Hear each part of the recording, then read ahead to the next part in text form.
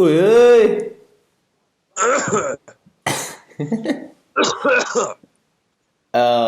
You just coughed up a Champions League semi-final on me. How you doing, mate? I had to talk to you just briefly, just because we did a podcast yesterday. Some claiming it's the greatest Champions League game of all time. What do you think? I mean, you can't really argue with that. You're so broken.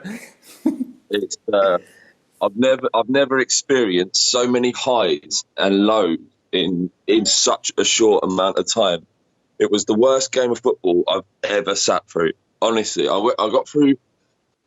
I've got through the first half somehow, and I was considering just not watching it, just going home, because it's like, you know, we often talk about football means nothing, and we talked on the podcast.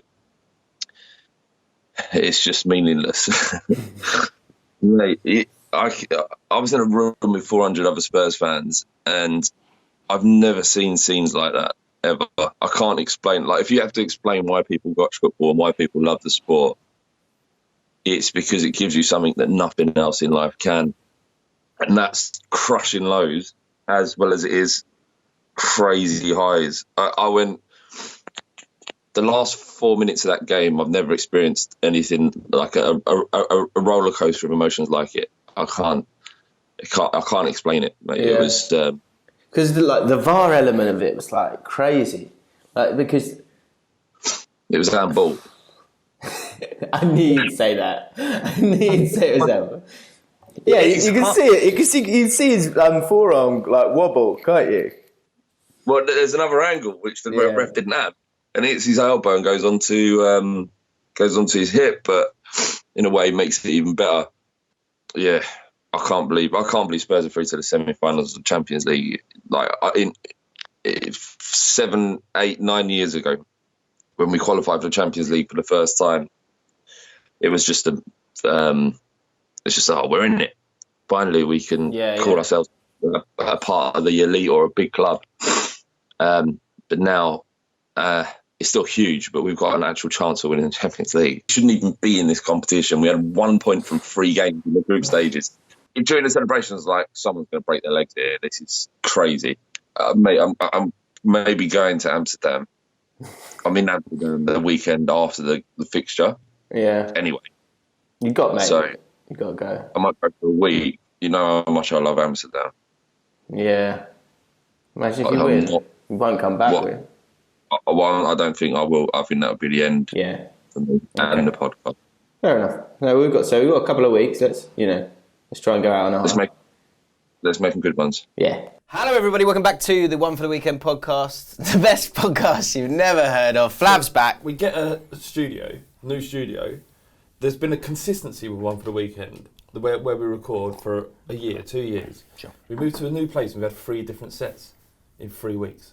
I mean, there's lots going on. This one's slightly morphing back to the old days, isn't it? People don't the like... black behind. They don't like change. Wish we brought the fur now, don't you think? Yeah, that would be good. Brought the People don't like change, Jim, is what I'm saying, and you're changing it every week. Speaking of change, thoughts on this? Tea and pineapple. Is that okay? Not really. Well, it's fine. Feel right. Some people have chocolate and pineapple. Do you know what I think? Often I go, in my head, I think if I've got having 2 things, the order of which I'll have it, I'll have a main and a dessert. So in this concoction, tea is the main because I've got no sugar in it, and then the pineapple will be my dessert. Welcome back to the best podcast, best football podcast you've never heard of. We're going to be talking about all sorts of bits this week. Some exciting pictures to show you, Flav. Twofold. One, Homoerotic. Another... Is he still going? But also, got an update on the old Just Checking In sign. I listened to the pod with Rory. Oh, yes. Oh, yeah. I'm very happy that you didn't share it with him instead of me. Because that would have been... You've tested our friendship enough over the last few weeks. What have I done? Well, you keep fucking celebrating Liverpool goals. So, for a start. Still pissed off about that? No, I'm over it. Just saying. I'm just highlighting what you... Do you know what I'll be? Kick off this week. Spurs Man City. I will be cheering Spurs goals. I don't want you to. Because it's good for Liverpool. Yeah, I know. That's what I'm saying. Well, I'm going to be cheering Man City goals. Are you? Yeah. Doesn't make any sense. It does. I will see Tottenham lose this game and say Liverpool don't win the league. That's too much. Reasons to listen. Oh, do you want to talk about Rory first? Yeah, fucking pricks. Them pricks out there. Fucking, he's 11-year-old daughter. Wish him death on her. Different level of prickdom. I don't care whether you agree with him or not. I don't care. There's millions of people out there who don't don't agree with what Piers Morgan says. Right? Get on with it. Just get on with your life. Don't watch it. Yeah. And he's not even... Piers Morgan says all kinds of terrible stuff. So does Katie Hopkins. Maybe they deserve it a bit more. Rory's talking about football. It means nothing. And because your little fucking feelings are hurt, you have to do shit like Go that far, yeah. Embarrassing. Fucking embarrassing. And the one geezer who didn't actually say anything about his kids and his wife, but read out a prepared statement because he was upset because Rory said something horrible about him. Oh. Fuck off. Get a girlfriend. Have sex, for fuck's sake. Right, I had to just get that off my chest. Yeah. No, fair enough. I don't agree with what Rory said at all. I don't. But the response was pathetic. Yeah. Well, I agree. I agree with elements of it in football context, but I think it got way out of hand. And but fortunately, on last kickoff, I felt like people started to understand him a little bit better. I mean, so Rory, that's the end of that. But now. This is Rory. This is what he does. This is why we love him. This we is love him for that. why, We love him because he says stuff in one sense. You go, ooh. He's good stuff at it. comes out of his mouth that he's like, did he just say that? He sort of it just blurts out and then it's there. Yeah. And he doesn't back down. You know, like I said, me and him, Rory, have completely opposite political ideals. Completely opposite. We agree on nothing. I disagree with most of the stuff he says on football. I disagree with pretty much everything he says. But as a person, he's a good man. He's a dream. He's a dream. So just because he said something you don't agree with, you go mental on the internet. This is a problem. These people have nothing to worry about. Do you know what I do? I've been impressed with how he dealt with it though. He got to a point where he was like, okay, right, all right. Do you know what someone said, like, probably the greatest calm take of all time was going, but wishing a terminal disease on my 11-week-old child is a little harsh. Yeah, that was a great calm take. Sorry. Yeah. But yeah, that is the greatest calm take of all time. Because he should be looking to find these people and set fire to them. Because that's what. Wow. That's the threat. Well, no, I mean no, but it makes you feel better sometimes. Like if someone, kind of ruined all your good work there. Fuck that. Yeah. Set them on fire. Set them on fire. No, just one of them. Just one. Just as a little lesson. Yeah. Do you know my? I think the authorities will let you off of that. Just one. It's my first one. Get out of here.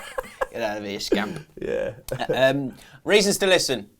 Now this one, I think I might have sent this to you yesterday, but I just think this is not for our benefit, but this is for Ryan Hale's benefit, because I just think this is an amazing thing. It's amazing about our podcast, the fact we've got a community, and I just I wanted everyone to feel good about it as well. All right, lads, just checking in. Just wanted to say I've been a long-time viewer since the Los Mondo Gold days. Fuck me. Yeah. Jesus. And I've been loving the One for the Weekend podcast and catch it each and every week. Having been diagnosed with cancer around a year and a half ago, brackets since recovered from, shouts out to the guys at St Thomas Cancer Centre. Big up. The laughs this pod has brought me along the way were much needed. Just wanted to say all the best in the future when you set up and channel as a whole. Keep doing what you're doing. When the live show gets sorted, you'll have one viewer ready to attend. Hashtag get it done. Hashtag fuck cancer. Fuck yeah. The reason I wanted to read that out is because this podcast is about you people watching it and the comments that you write, because it leads to this whole thing. And so, Ryan Hale, my guy. Well done, boy. But yeah, for everyone, this is what this podcast means to people. Not about us at all, is it? No, it's not.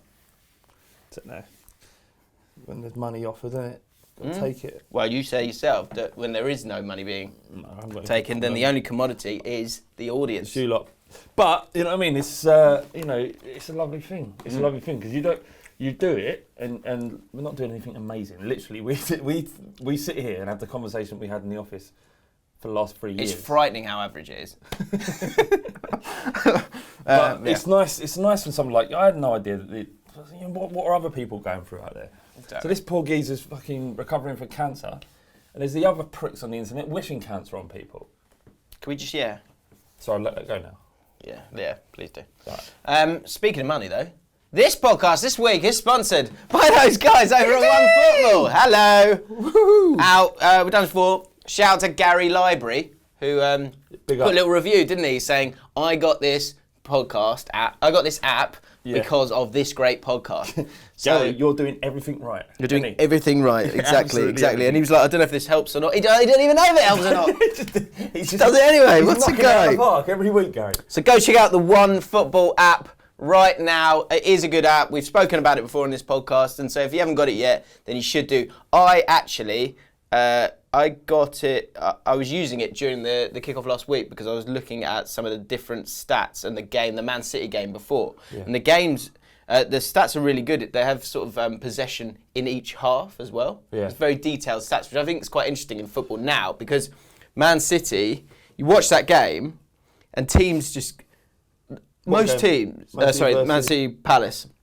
Palace didn't have a go at Man City at all, which I understand that tactic, but it shows that when you say you've got 70% possession, if 30% of it is in their own half and they're just tapping it about, that is a factor that's worth kind of noting within your whole kind of analysis of a football game. Onefootball provides that. That's why possession stats are bollocks mainly. But that's it. They need to be. I think just going possession is not enough. No. Where is your possession? Yeah, I think that highlights something in itself. So do you know what else? A tip for if you do get Onefootball app. If you're not watching the football on an illegal stream, it's great because the scores come up brilliant. They come up, they go ping, ping, ping. If you are watching the football on an illegal stream, not me, they have videos on here as well. Turn off the alerts, right? Because they come in way quick. They go, as soon as the goal's scored, bang, it's on your screen. They're on it. It's really good. So go check it out. Leicester keen on signing Ajax's latest Champions League star, but who is it? Go to Onefootball to find out. What a story, isn't it? Yeah. Just say, link is in the description. Go click on our link because it makes us look good. And Gary Library, thanks again. Just pied me off completely there. Well, no, I just need to get that bit done. I'm obliged. There's two of us having a conversation. There's literally two people here. Let's talk Ajax. You went, Ajax, no, yeah. Onefootball down and fucking... Because if I don't do it then we'll never do it because we're going to get lost. What happens if I walk out? And it becomes an even better podcast. So do it on my own. Let me get the stats for that Ajax game. Ajax. Because this is coming out after... So Spurs have played, so we don't know. Yes, apologies for that. But it's my fault. But we've got a big night tonight, and then I've got to drive home. But the Paul Robinson, isn't it? Yeah, Paul Robinson live show. Hello, someone's making some dough. Paul Robinson. Well, hopefully, he's done a lot for football and Spurs. Ajax. What a story! Has he? Well, he saved some goals, didn't he? Yeah. Are Um, you gonna talk to him honestly, Paul Robinson? Because I remember the few conversations we had about Paul Robinson. You don't rate him at all. What are you doing? Throw him under a bus. You do not rate him at all. You said he couldn't save anything outside the box. He had a problem. Called him fat. I did not. You called him fat. No, I didn't. You're said making. He was doughy, I think was the word. He said he was doughy. I didn't. I never said that. He did have a problem saving balls from range. Yeah.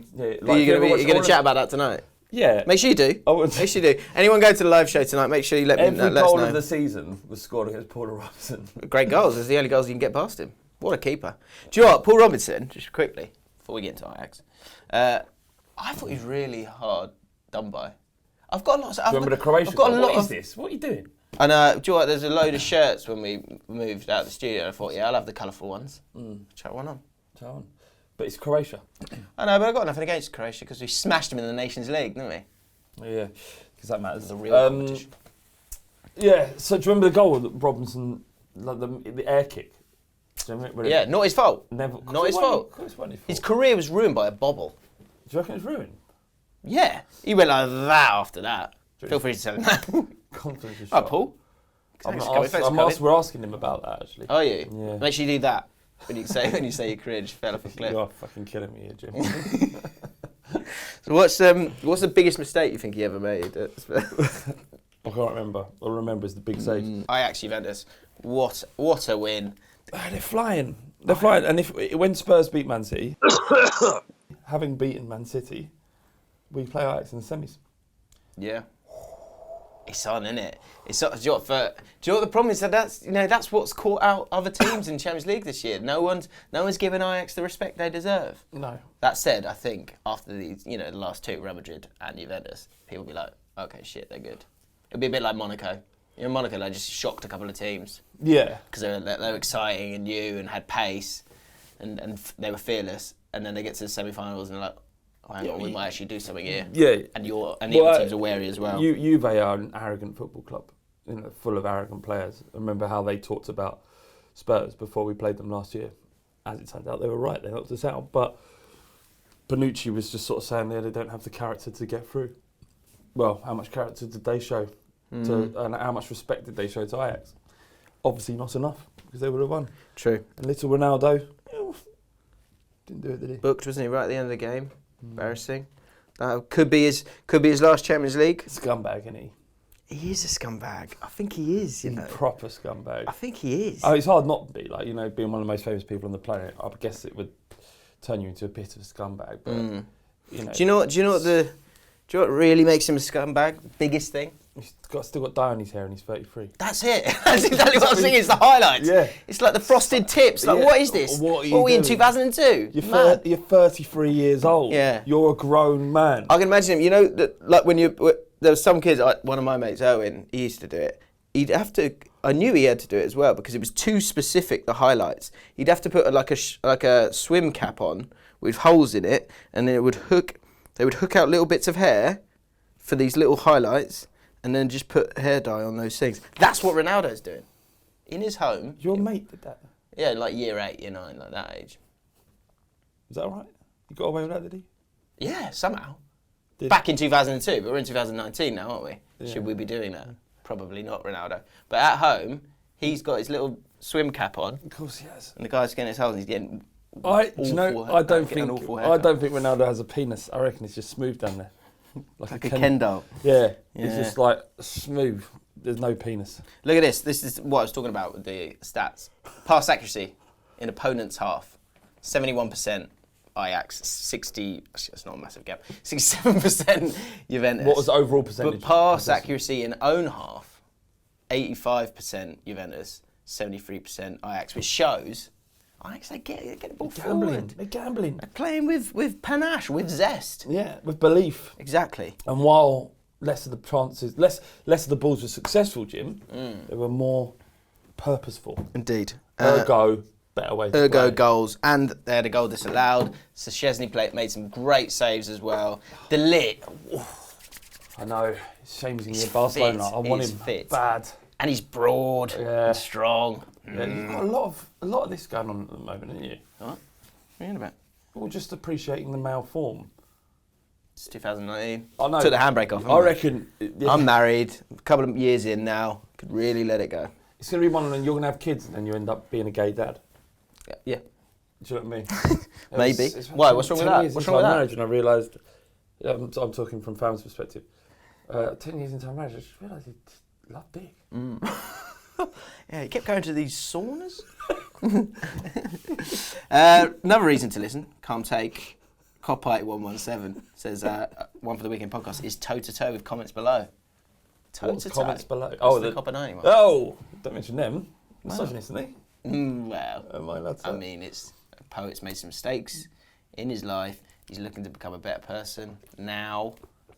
Doesn't, so if anyone who doesn't know, there was a bit of a storm, wasn't there? Yeah. It was still because Copper 90 are making strides with women's football, making a big push to kind of highlight the women's game.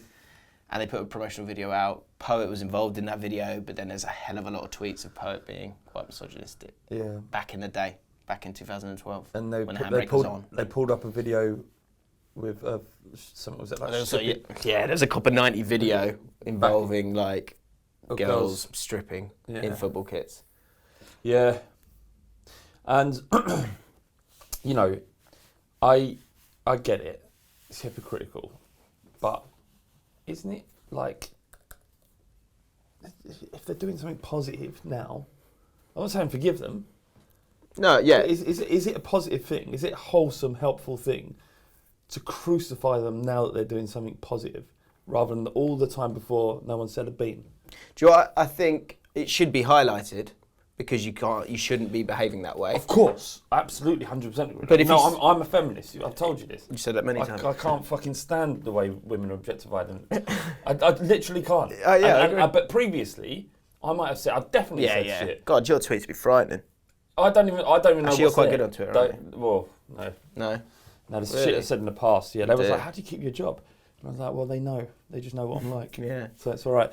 Yeah. But there's stuff I've said in the past which is abhorrent about women, probably. I've made jokes with my mates that are misogynistic all the time. But now I've come to a realisation, I fucking hate that shit. And I hate people that do it. And I hate men that do it. Like men that leer over birds and all this Me Too stuff really hit home for me for some reason. That's good. Yeah, it was good. That's what I'm saying. But now I feel like this way. You potentially, if I make it known more than this podcast, because I mean, it's very small. Yeah. Then they go, oh, but I remember you said all this shit. And I say, yeah, right. I apologise for that. I'll delete it, and that should be the end of it. And the coppers should be allowed to carry on doing their women's stuff, because ultimately they're going to generate interest in the women's game, and more people are going to watch it. More sponsors that come, benefits everybody.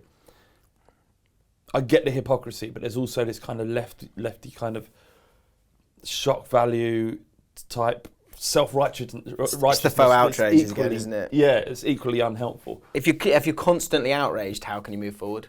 Yeah, and that's an element. Exactly. Yeah, it's like saying, right, make Poet aware of this. Make sure that he apologises. If he doesn't apologise, remove him.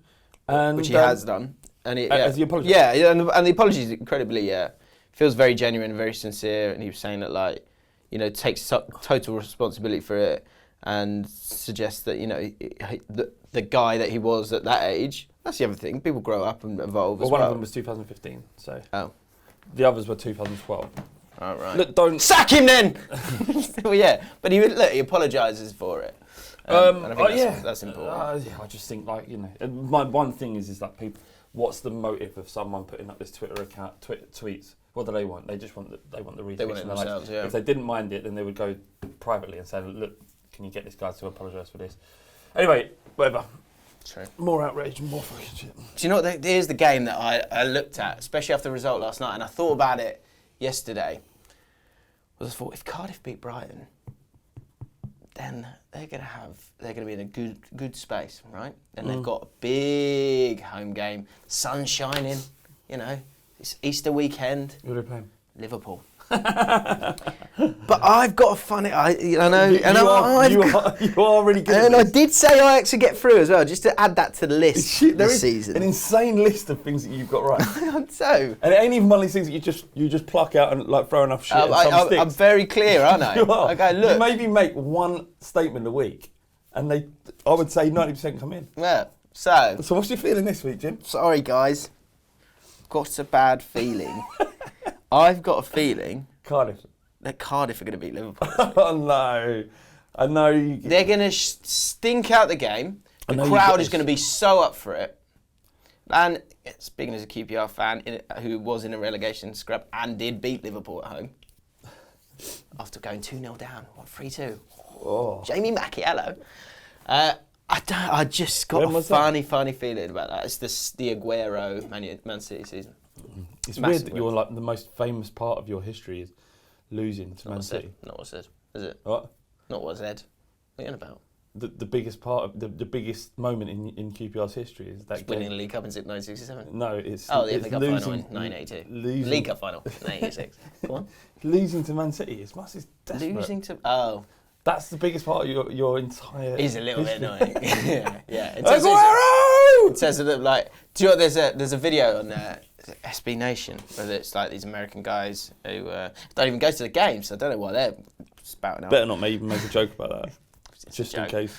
That is a joke. But they're talking about the Man City QPR game. They're talking about Man City for the bulk of it, obviously. But then when they talk about QPR, the vitriol, the condescending tone of and they can't even beat QPR, who are they're hanging on us even stay in the league.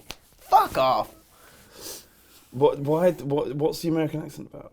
I was just doing an American accent. These people were American. But everybody's condescending about QPR. Well, you certainly are. It's incredibly hypocritical. It's so hypocritical. I know. It's funny though. It's mad. It's a little moment of entertainment. Anyway, I think Cardiff. Yeah? Great win against Brighton. Brighton got such a bad run of games. On the brink. They're on the brink. Who have they got this weekend? They've got... Do you think? Not yet. Too late, isn't it? We've got Wolves away this weekend. You'll come back up with him. He'll get you back up. I just got. I might be wrong. Liverpool, Liverpool may lose against them, but Spurs are going to beat City at the weekend. Let's have a quick look at the fixture. What are you feeling? Man City Spurs. I'm saying. What are you feeling? I'm saying Spurs 3-1. Away from home. Yeah. We are flying. Are you? Not really. We've got 2 results against Palace and Huddersfield, but it feels like we're flying. Yeah. Lucas Moura. His finishing is not bad. Bit of a racist. Is he? Yeah, a bit of a misogynist. misogynist. Oh, no. Bit of a homophobe, Jim. Really? Yeah, you wouldn't like him. He's That's a shame. He's called. Yeah, he like backed a politician. He's like far right. Oh yeah, extremist. yeah. Yeah, loads of them did. And Hilario Gomez. He's really nice, isn't he, Gomez? Yeah, they're all really nice until you scratch the surface, isn't they? True. It's like Roy Jones. This season, let's talk about some the nominees for the Premier League signing of the summer. Because I was looking at other stuff that's a bit more evergreen. What is that it? You said what you're saying? Then we said Man City. Okay, go on then. What else you got? What else you got? Bournemouth, Fulham. Oh, don't know. 1-5-0 last week. Who did? Against Brighton. You're crap. Fulham won as well though. Huddersfield, Watford. Ding dong. Excited about that? Ding dong. Mate, this is a massive problem in football. This is a massive problem in football that everyone has got no enthusiasm or time for the other games in the fixture list. Do you know? It's not even like our fault. It's not my fault. It's a choice. No, it ain't, mate. Because there's so much football. There's so much football content. I can't pay attention to all of those little teams as well. I've got to pay attention to my club and the other top 4. Okay.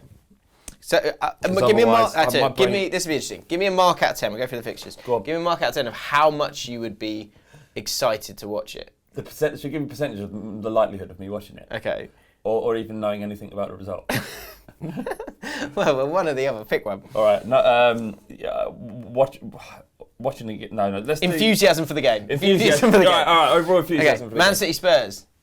That's 100%. Yeah, sure. Bournemouth Fulham. That's 5%. Huddersfield Watford. Oh, 1%. Not even. I probably will never know. He's a dead rubber. To be fair. I will never know the result of that game. Even if it goes in, he'll just go out the other ear. Yeah. West Ham Leicester. Oh, 11%. 11%. Okay. You've changed your metrics. You were saying like 5 before. 5%. Oh, 5. Oh, right. Sorry. Wolves Brighton. Oh, relegation scrap. 18. No, it's not relegation scrap, is it? Brighton, down there. I don't care if they go down. Literally, Brighton mean nothing. They just nothing. 18%. Newcastle, Southampton. Quite like Wolves. Newcastle, Southampton. Oh, fuck. See, do you know what I mean? This is the worst. This is the worst selection of fixtures there's ever been. Apart from what's worse? What does worst mean? It means these games will be garbage. This will be the lowest scoring Premier League fixture weekend in history. Right. Just on to Sunday. Just nonsense. Everton, Man United. Well, 52%. Why? Because it affects you. No, not just that. It's like I love him for Solskjaer. Like he's garbage, isn't he? Is he?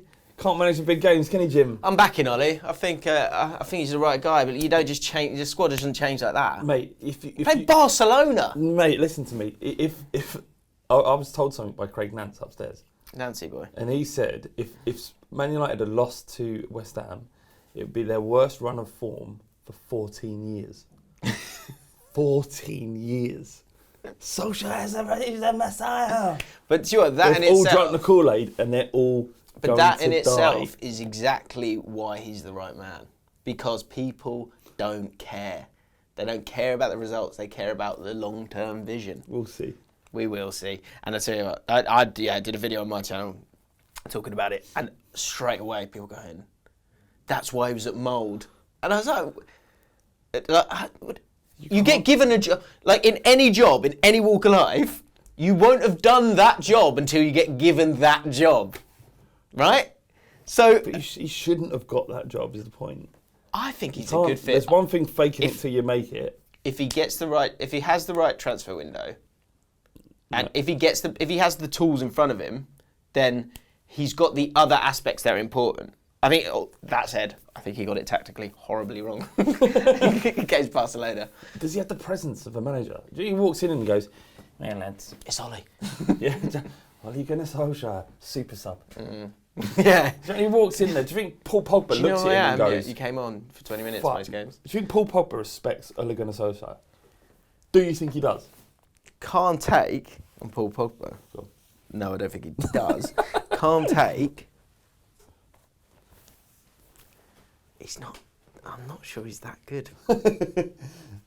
I'm not sure. What is his role?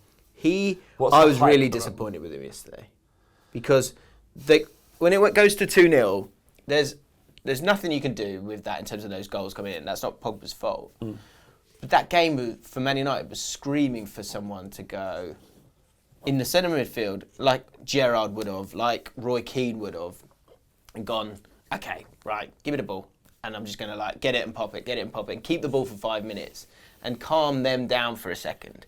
And he was just giving away silly fouls. When he was on the ball, he was just hanging on to it for far too long. Wasn't sort of driving forward with the ball, which I know it's tough with Barcelona and how they kind of press.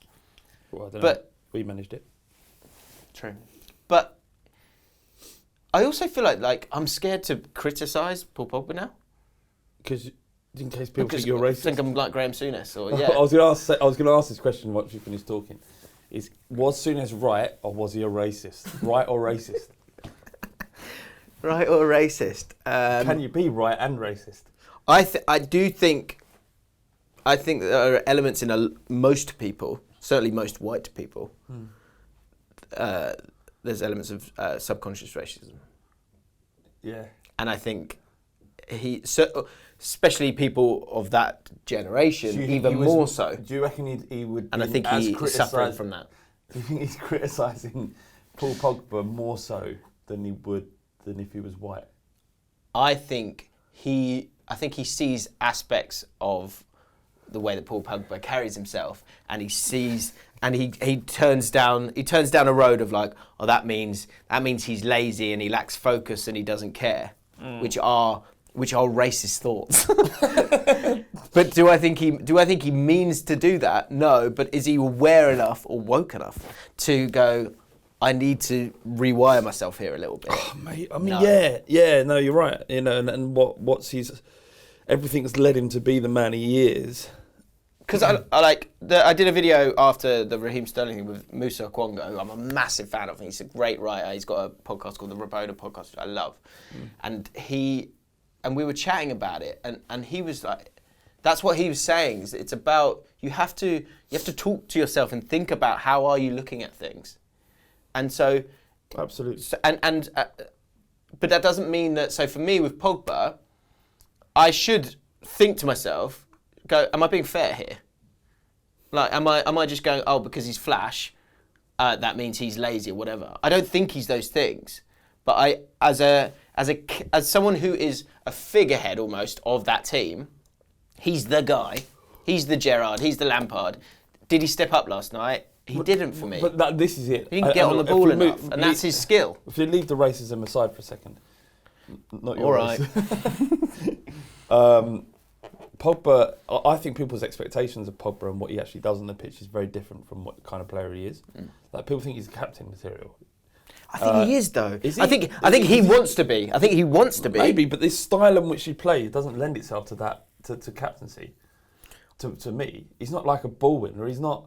No, he's classy. You can be a captain and not be a ball winner. Like, Man United had the ball, right? The back four had the ball a lot, and Ashley Young, as someone who's played fullback and has no pace, you are screaming out.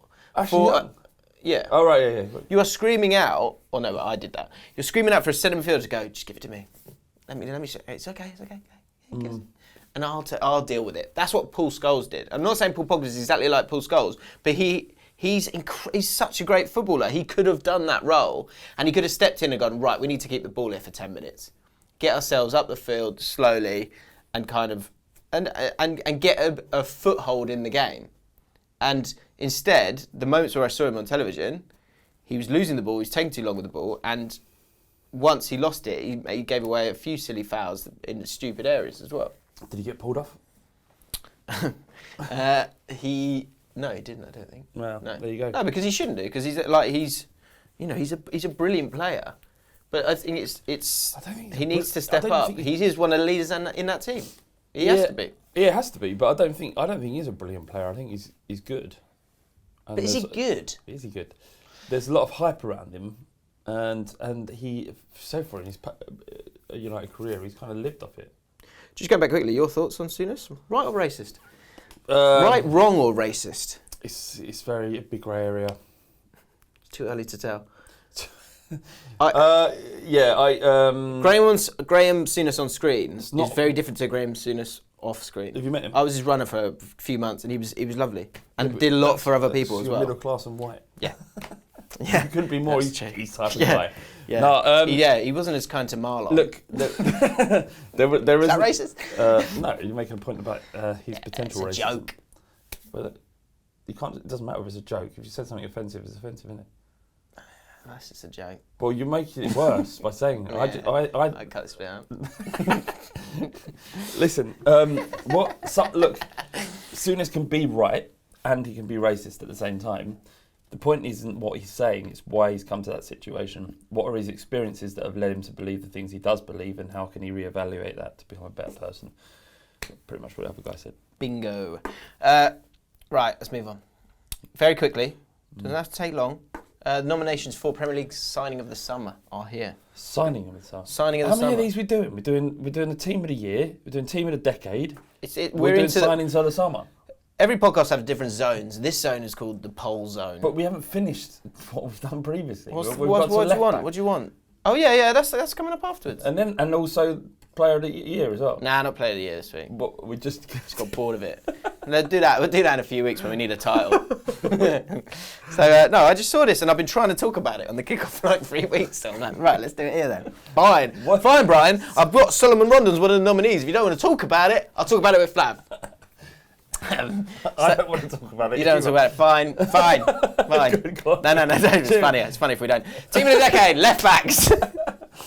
Who's your signing of the summer? Maybe me and you can have a conversation about it. No, you're going to ring up your dad later when you get home. You're going to ring him up and go, Dad, who do you think the signing of the summer? No. Yes, you will. Why would I do that? And your dad is so lovely. He'll go, I don't know, James. Let's have a chat about it. And I'll put a poll card up. And you go, I love it when you do that, Jake. Right, Team of the Decade. Oh, quick one as well. I was crying. Tanvir. Fucking hell. Last week, on a week. He's away again. He's his second week off. 2 weeks ago, he was back next week. Put up a poll of the most best right back side. Seamus. Yeah. Seamus what was and the first Coleman. One? Seamus. And Coleman. Fucking idiot. Like, you think his football knowledge couldn't get any lower. He is an actual remedial. Sack him. Let's sack Tanvir. Yeah. I'll tell you what to do. Go on his... No, I love him. I love Tanvir. But for a laugh, because he won't know, because he definitely won't watch this. Go on his Instagram. It ain't private, is it? He's not meant to put private. I don't think so. Or his Twitter. Tanvir Ariane. Something like that. I don't think I follow him. Tanvir Ariane. And just type in sack Tanvir. No context. Just go sack Tanvir. Yeah, and see if he watches the whole thing. See if he watches it. Yeah, I like that. He won't watch it, so he'll just be confused. He'll know something's up, and then next week he'll go, "You guys are fucking dickheads." Yeah. Go, oh. Wow. Right, left back of the decade. We're going through our team of the decade, and what I've been doing now, which I think is quite clever, is I'm going through the PFA team of the year each year. Now this was interesting this week because we're on to centre backs now. Last week it was left backs. Who do we have? Baines, Ashley Cole, Danny Rose, Patrice Evra and Marcos Alonso in the running. Marcos Alonso didn't get a single vote. The winner was Ashley Cole, 65%. Yeah, he is the best left back. Sure. Decade. This week's centre backs, right? This was well interesting. You won't believe this. Guess who had? So one person has been in the team of the year 3 times this decade. Can you guess who it is?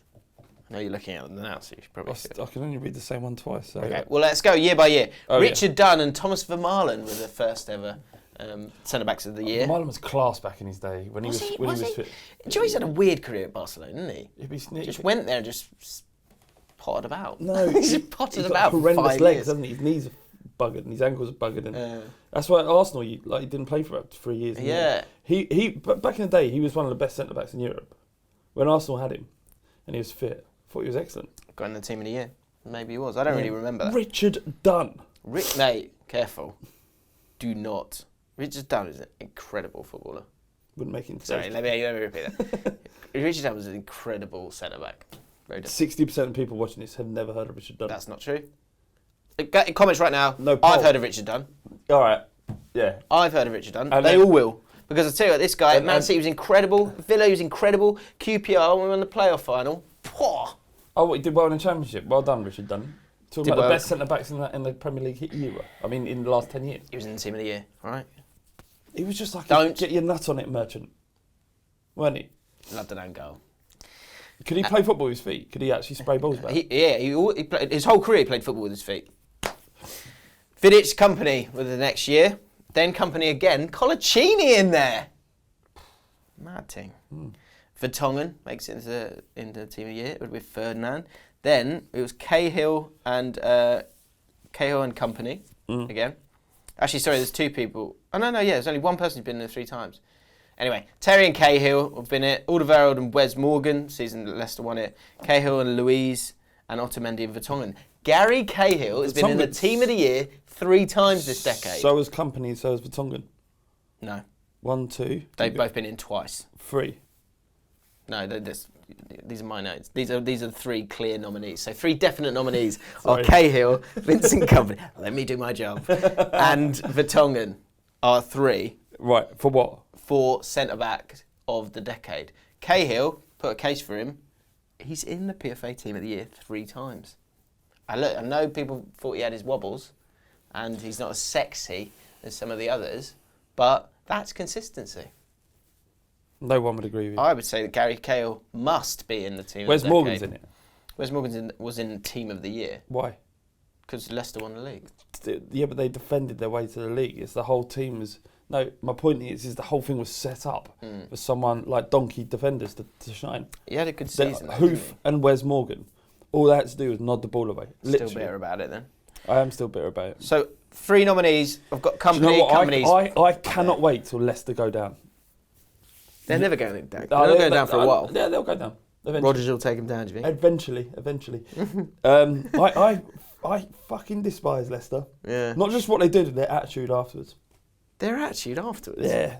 What? They won the league, a couple of years ago now. Still going on about it. Yeah. Still going Move on. Yeah. Hilarious. Because you'd win the you'd win the league and you'd go, wouldn't that be it, wouldn't it? You'd be like that. You'd allow yourself that. You'd go, that's great. Sake. Then crack on with the rest of your life. Who do you think you are? What, Leicester fans? Leicester Football Club. Just jealous, mate. So, Vincent Company, Vertonghen is a nominee as well. Vertonghen? One of your boys? I think Company's the one. Okay. For sure. We're doing both of them. Well, so that's 3 nominees. You're allowed to pick one more nominee because you're allowed 5. I would say Company. I would say Vertonghen's got to be in there. Yeah, those are 3 that are in there. Okay, Give me one more. You're not having Cahill.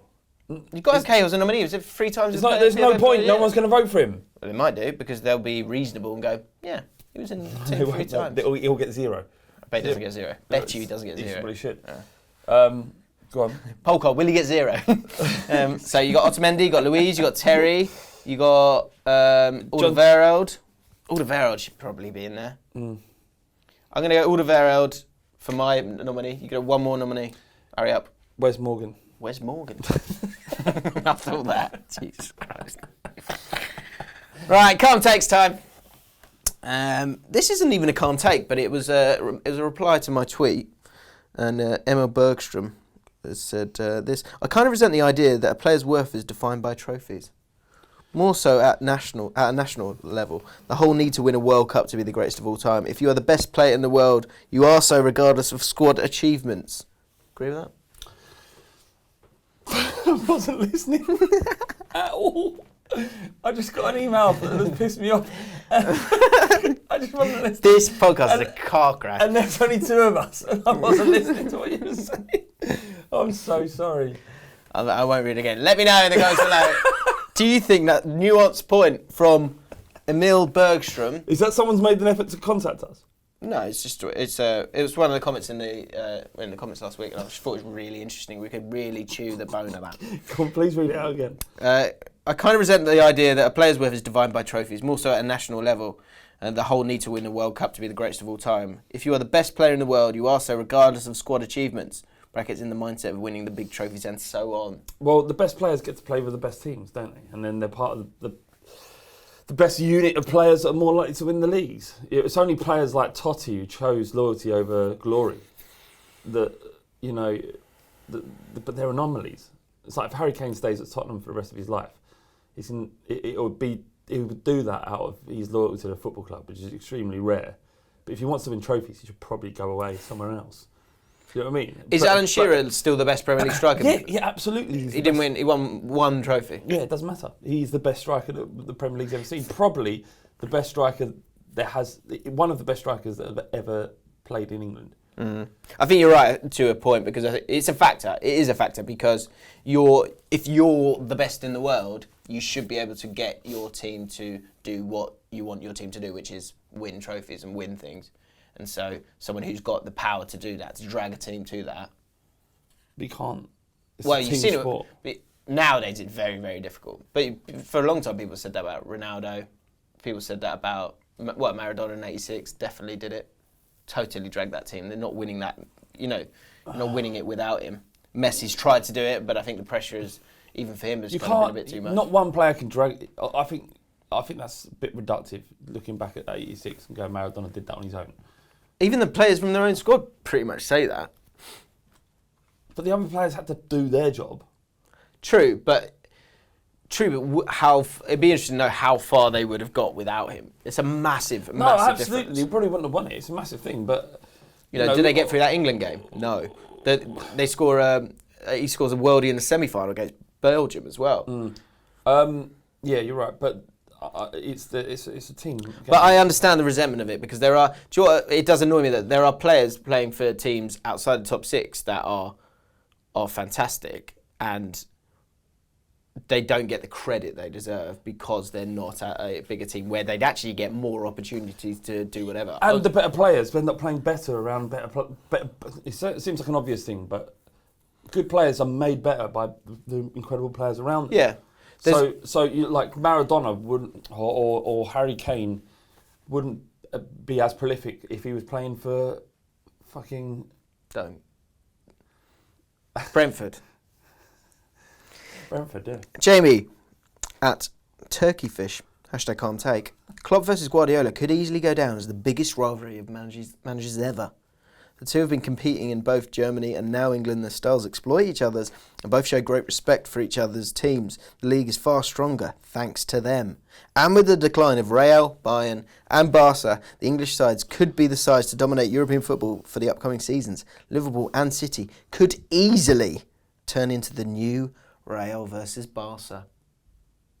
Is that written by a Liverpool fan? He's got Van Dijk as his avatar. Right. I don't care then. No, not a calm take. Joe 330, really excited to hear your thoughts on this. Chris Wilder is one of the best managers in the country. Could easily coach a top six. It's not a calm take, first of all. Who? Chris Wilder. Who does he manage? He's manager. Of who? He's manager. What? I've never heard that name. It's a championship team. Who? Never heard that name. Chris Wilder. Never heard of him. Who does he manage? Sheffield United. Right. Do you think he'd do what do you want? Do you think he'd do that top club? What do you want from me, Jim? I just wanted to see if you knew anything about I've it. never heard of him. Will Fleming, calm take. Arsenal are only near the top four because we aren't in the Champions League. And people need to chill with the Emery has done an incredible message. Most managers would do the exact same with the attacking options we have. Brackets, coming from an Arsenal fan. Yeah, I like him. Like the cut of his shoe back. No, look, you can't. They were third in the league a couple of weeks ago.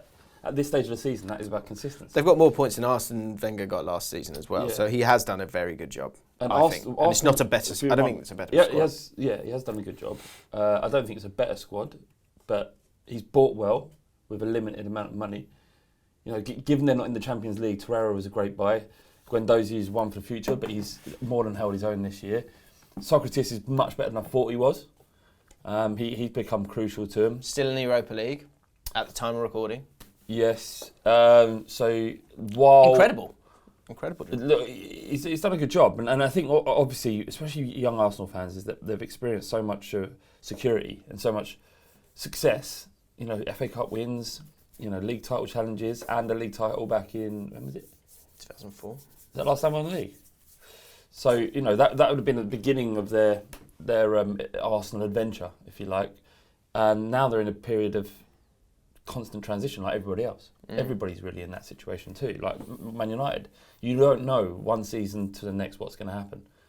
You know, the only certainties you could probably pin your hat on at the moment, or the most close to be able to predict their season, are Tottenham, City, and Liverpool, because of the consistency of the manager. Yeah. More or less, Spurs will finish 3rd or 4th each season. Yeah. Bottom line for me. Whereas Arsenal, it's encouraging. It's a very encouraging season. It's a good Arsenal, start surely. for them. It is a good start for them. Especially if they finish. If they get that top 4. If they get the top 4, that's huge. Massive, yeah. You know, you're talking about £60 million they wouldn't otherwise have. If they don't, it's going to be tough for them again next year. Okay. Let us know your calm takes in the comments below, and we'll make sure that Flav listens to them next time. Give it a go, though. 2-man podcast, isn't it? Just getting annoying people. Deals. Do this for us. Do this. Can we mobilise your audience this way? Can we mobilise it that way? That's right, Jim. That's just another day for Flav. Disappointing headlines time. I'm not going to go into the article itself. I'm just going to read the headline. Drunken Rooney dwarf lives in bottle bank. The article, I had it on like a Big Mac, and I was just like reading it. Do you know what I was reading it? And I was listening to classical music, like really sad classical music, and it was just the most bizarre thing. And then someone came into the office and was like, "What are you doing?" And I was like, "Yeah, it was weird." But the article is so sad. It's not real. I know, it's not real. Isn't it? And that's why I don't give it the courage it deserves, coverage it deserves. Everything in the sport's just made up, isn't it? It's like satire. Yeah, I really hope so. Because this guy, someone said he looked like Wayne Rooney a little bit, so he put all his money into being a Wayne Rooney dwarf lookalike. And then he said, what was the phrase that it was like, the bottle was always nipping at my heels, and he became an alcoholic and now lives in a bottle bank. If it is true. It's not true. I love this. The strap line is amazing though. Yeah. 6-foot-inch lookalike, pisshead drinks discarded dregs. Pisshead. Do you know what's horrific if it was real, which is not, but if it was real, is the guy goes. Yeah, I know, it's hilarious. He goes. He didn't want to talk initially, but a cheek. He wrote this is written down, but a cheeky bottle of sherry changed that. Oh wow. Sherry as well. Yeah, but this is a real headline from the Mirror. Dad puts up £3,000 for a hypnotist to cure son of supporting Tottenham Hotspur. The Arsenal mad father posted an online advert looking for help to make boy 6 switch allegiances. I'm intrigued to hear your thoughts on this. I'm expecting you to respect this instead of seeing it as something disappointing. Absolutely respect it. So an unhappy dad... But what kind of control have you got over your son? Like a 6-year-old going against the will of his father? Like, what? Do you know what? At 6, you probably have enough about you to realise you shouldn't support Arsenal. So... You know, the kid's made the better choice. You're saying this 6-year-old's a wrong 'un? I'm saying he's a right 'un, isn't he? Oh yeah, true. I ain't supporting that bullshit. Yeah, but yeah, clever. Switched on. No, fully back his father though. He's got to do what he can. Can't have that. Do I love about it. So, and a happy dad has offered £3,000 to a hypnotist if he can make his young son switch from supporting Tottenham to Arsenal. The father, who has posted an advert on Bark.com, trying to find someone to look into his eyes and change his allegiance. I love this. He said I had a bit of bonus at work to fund the treatment. It says that this probably seems a bit over the top, but the situation isn't ideal. I got a lot of respect for that. Yeah. I don't know if you. Is it ethical to have someone who can control your mind change the way your kid feels? I mean, for the right reasons. And this feels right. What is right is what's right. I'd do it. I have £3,000 spare, and my kid's on FIFA. And I'm like, what is that? He's got Chelsea up there. First of all, change the team or you're not playing that game. Yeah.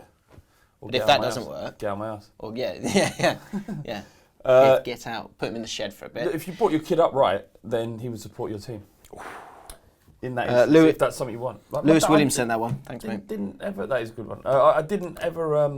It never crossed my mind to support anyone else other than Spurs. Yeah. I just wanted to be with my dad and my brothers and my mates, and their mates actually. That's the problem with this generation, isn't it? Yeah. FIFA getting in the way. I think I'll keep my kid away from FIFA. You're choosing your teams. Because they're not going to of course you're not going to pick QPR and FIFA. They're terrible. I'm lucky that I'm so lucky that Spurs ended up being all right, because when I started supporting them, I guess when my dad started taking me in the 90s, we were pretty poor. Yeah, we had one good season, and in the 2000s, even worse.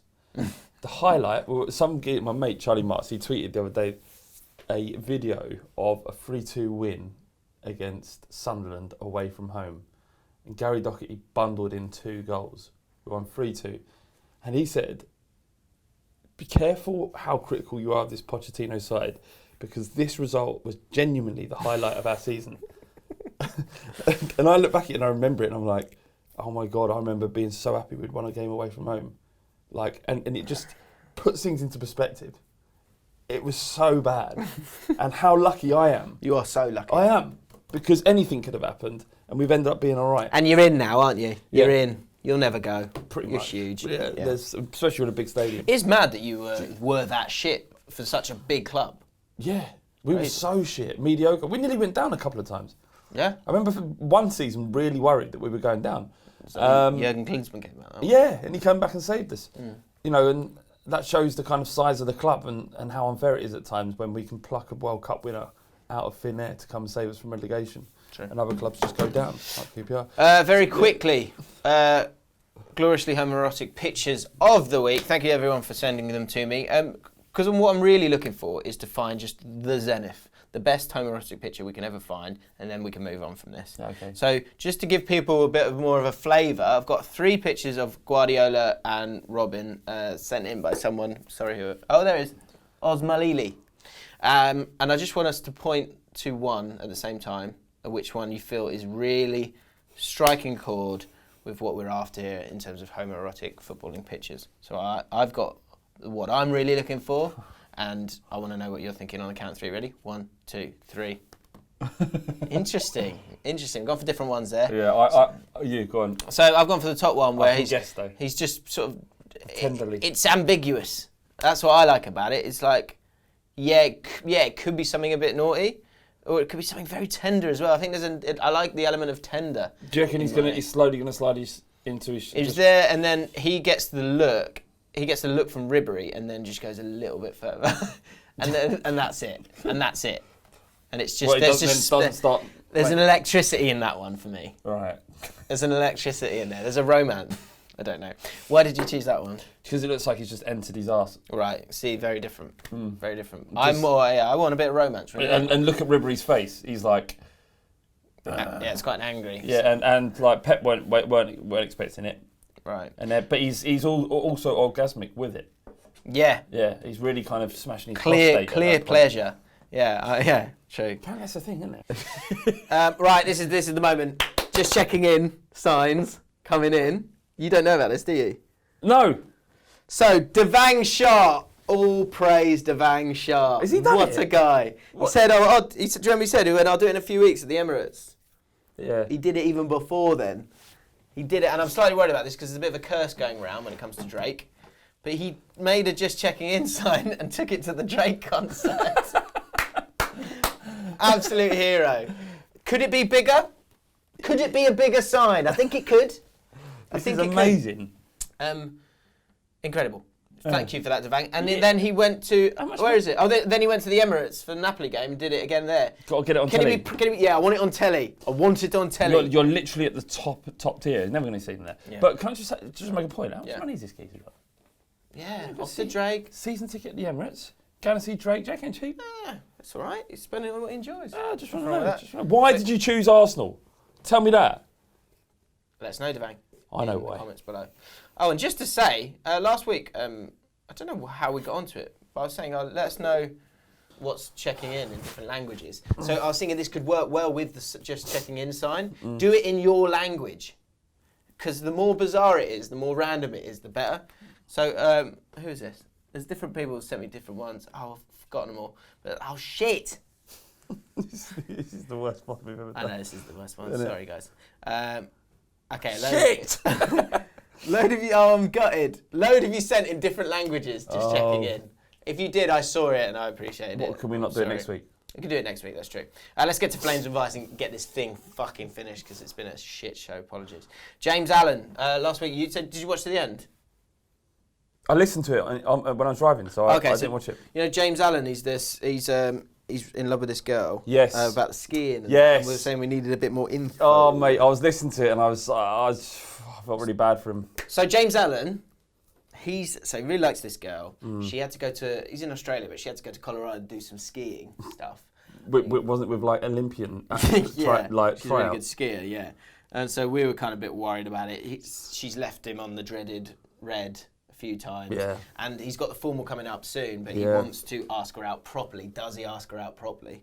And we were like, we needed more information. Like, when's she back? Is she back soon? Is she going to be back forever?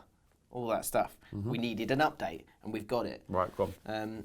But your advice so far at that point was... We were like, well, that's interesting. So we were like, she's going to be having a good time. Her eyes are going to be looking at other things, men or women, depends.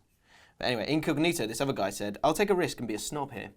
I play top level sports and get paid for it. What does that mean? Wait, it's bloody difficult to combine it with love life. However, don't judge her on being talented. If she's away for her sports, she'll be busy with her sports, focused, not partying with guys.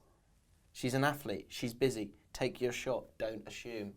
A lot of fairness in that. Mate, absolutely take your shot, but don't expect. So James Allen updated with this. He said, hi guys, sorry for not giving you all the details in the first comment. Honestly, don't apologise. Yeah, you don't need to apologise. Please don't. So here's everything I believe you need to know. She got back to Brisbane, Australia on Monday night and she had a blast over there in Colorado. Thankfully, she didn't meet any hunky guys with big quads and six packs. We only contact over Instagram and yes, we do follow each other and she views my stories. Because Roy was saying like... That was a great idea. Yeah, just make it look Show like... your best life on your Instagram I'm living my best life. Yeah. Thanks to your earlier advice, I've upped my Instagram game. Maybe not to the extent of Big Dog Tanvir. Big Dog! Big Dog! Back next week. But at least to a much better standard. I've tried to go out and live my best life. And it in fact has made me feel a bit happier. But not happy to the point that I'm with her. Which I guess is the ultimate goal. The formal is on the 29th of April. Right. Very soon. So there is still a bit of time there before it, and I'm still uncertain as to whether I can wait that long. I might see her at sometime this week as I'm on holidays, but I'm not sure what her commitments are at this point. Thanks always for the help, lads, and thank you, James, for your support of Liverpool on the cricket golf. Every little bit counts. And no, Rory, I've not got a clue how to ski. So, she's back. The formal's on the 29th. He's bursting to tell her that he loves her, which I bloody love. Just fucking tell her. Do you know what I mean? And not only that, tell her if she turns you down, take another bird to the formal. Oh, that will get her back up to see you in another light. Do you know what, that's it, yeah. If you can find another one. Actually... Can I just tell you this horrific story? Right, mate, so It's not the rodeo, is it? No. No. I had an on-off girlfriend during A-levels, right? And then she ended it with me, and then it was the formal. What the fuck is a formal? So the formal is just like it's like the like a ball at the end of the year. Like everyone's leavers ball. It's like a leavers ball. Never heard of it. No. Right. Anyway, it was happening. I've heard of them. I just never had one. Anyway, I was like, fuck you. Right, I'm gonna get out there and live my best life myself. And make you jealous if possible. And you've got that freedom. Everyone's leaving, aren't they? It's A-levels, everyone's off to start the new adventures. So, people are a bit more... liberal. Liberal. So I did very well that evening. With their mouths? Yeah. You did very well. I did very well that evening. What does that mean? I pulled 3 different girls, all really, really pleased with. Really, very, very beautiful women. When you pulled, what does that mean? Snogged. All right. Not a little nosh around the back. No. Would you have done that? Yeah. Anyway, so then I thought I'd one-upmanship, right? I was like, yeah, this girl, and so the girl that I really liked, she was like, not gutted, she saw what I was doing. Anyway, we were at this posh place and we had to get a coach back to the school to then everyone could leave. Yeah. And then we get on there, I was a bit drunk, and she was like, come sit with me, and I was like, no, I'm all right. She was like, no, come sit with me. And anyway, like, the teacher then just went, look, just sit, like, everyone, let's sit down. So I had to sit on like the armrest, which was so it was almost like I was sitting on her knee, which is a bit weird, right, in itself, okay? And I think I feel like I'm like doing all right here. Like, I'm like, oh, she's clearly jealous. Like, maybe this is working. Yeah. And she's a bit drunk as well. And she then just turns to me and goes, I think I fancy Owen. Who's one of my mates. I think I fancy Owen. Was she just doing this to you? Yeah, she went, I think I fancy Owen. I was like, fair play. fuck off! Fair play. So annoying. Well, it is annoying, but you know, you still friends with Owen to this day. Great guy. You started the game. James Allen. Yeah. Do you know what? I would go if you've not got any clear understanding that she likes you. I think you got to wait. I think you've got to wait. Yeah. Look. But the thing is wait or wait. The answer's the same. The answer's the same whether he waits now or waits in 2 weeks. So it's about damage limitation. So either she will go out with you or she won't. So it doesn't matter when you ask. The only thing that matters is that you'll have to go to the formal and feel awkward around her. Well, that's a good point. What's better for you? What are you going to be? It could be amazing because you could go, oh, I really like you, just so you know, whatever. Do it in a better way than that, and she'll go, I like you too, and then that formal could be like the greatest thing ever. But if not, you've got the tension of that formal that could turn into a bit of a disaster for you because you're going to be gutted because you're probably going to put yourself out there on that day. So it's this tricky predicament.